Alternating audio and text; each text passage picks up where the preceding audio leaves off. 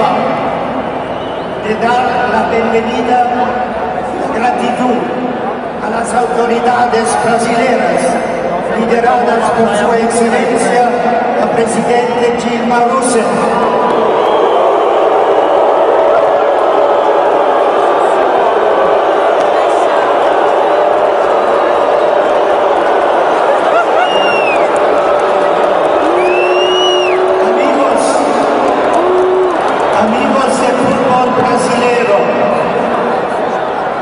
¿Dónde está el respeto y el fair play, por favor?